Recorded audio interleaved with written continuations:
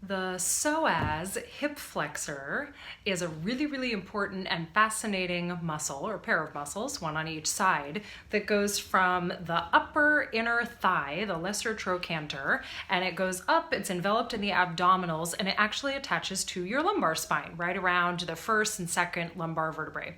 It's a really interesting muscle for singers. Its job is simply to flex at the hip, to lift your knee, but it is intimate with your diaphragm. So the muscle fibers of your diaphragm, your deep breathing muscle that are attached to your spine, are attached in the same place that the psoas is.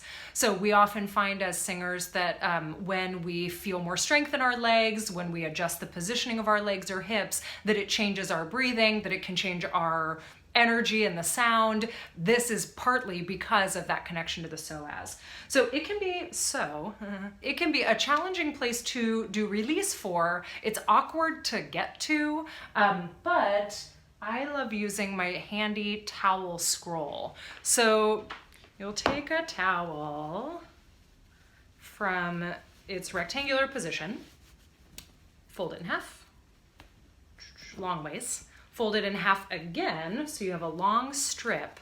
I'm gonna roll up half of it. I'm doing it quickly for the video.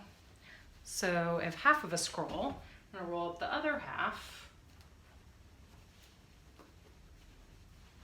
So I have these two pretty even scrolls. They're about the size of the palm of my hand. So if you're using a towel or a blanket that's bigger, you might unfold it partially or you might unroll it partially so that you get something that's a little bit smaller. These two scrolls are gonna go on either side of the pubic bone. So here's my hand being my pubic bone, so that they're kind of, when we lay down, getting into that attachment at the inner thigh.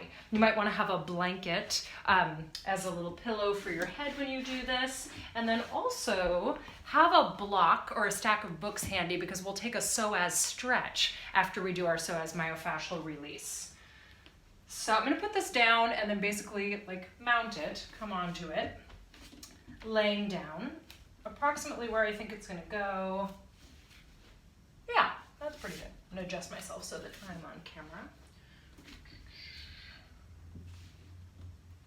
And then come to lay. Now, if it feels too intense, you could cover the whole thing up with a blanket, or you could unscroll it a little bit so that you have less pressure into those kind of upper inner thighs, outer pubic bone area. And we'll start by simply breathing here, directing the breath into the low abdomen, expanding the low abdomen into the scroll, and then feeling that gentle pressure as we exhale. I take the legs a little wider, which feels nicer on my low back. You can experiment with that position.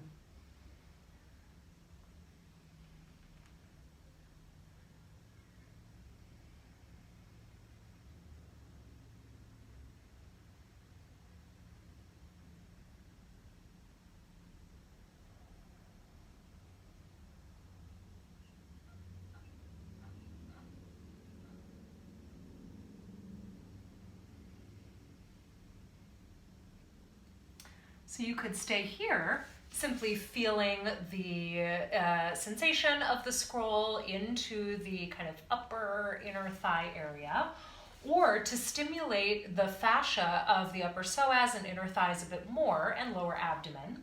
Come into a sphinx position with your elbows underneath your shoulders, so we have nice support for the shoulders, and curl your toes under. This will activate your legs, giving you some leverage to slide just a little bit forward and back. Getting a slightly deeper massage here.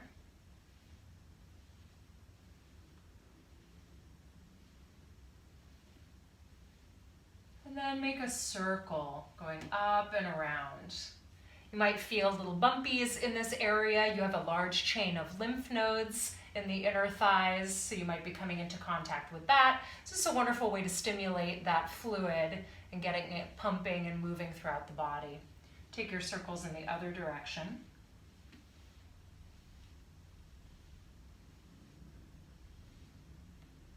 And then come back to center. Take your hands underneath your shoulders and press yourself up.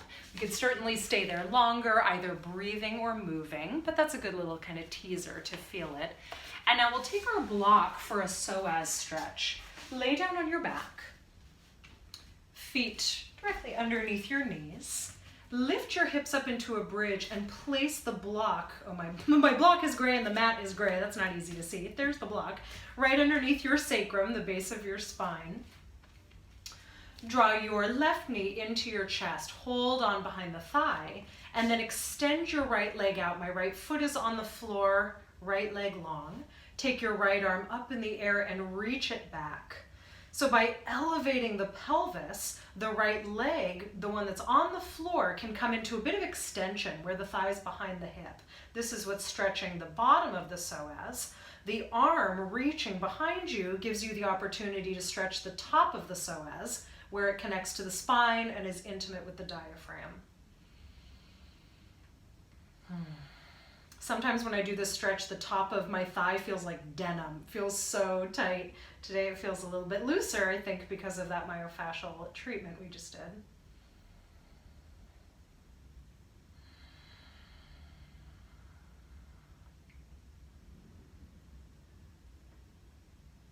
And take the right hand down, draw the right foot in, left foot to the floor. And we'll switch sides. Draw your right thigh in. This time we'll stretch out the left psoas. So the left leg reaches long, my heel is pressing into the floor. I'm actively trying to press my left thigh bone down towards the floor. Then I'll reach the left arm up and back so I get the elongation of the psoas down through the left leg and up through the left side waist.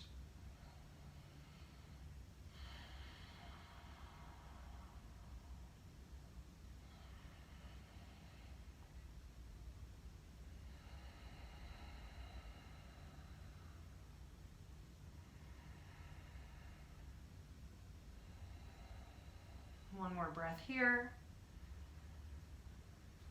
And take the left hand down, slide the left leg in, right foot down. Lift your hips up and settle your sacrum back to the floor. Might do a little wag of the knees.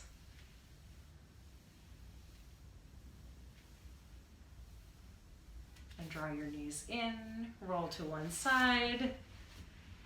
And press yourself up. So there's a quickie psoas release, myofascial treatment using your towel scroll, and then the psoas stretch, bringing the leg into extension by lifting the pelvis up onto the block. You could absolutely do that stretching without lifting your hips up. You just might not get quite as much release for the psoas because there's nowhere for that leg to go since it's right in contact with the floor. So that elevation is pretty essential. But if you find it's uncomfortable for your back or your shoulders, you can simply do it laying on the floor. As always, if you have questions, you can leave a comment where you saw this video, or you can email at embodiedsinger@gmail.com. I'm more than happy to answer. Have a good one.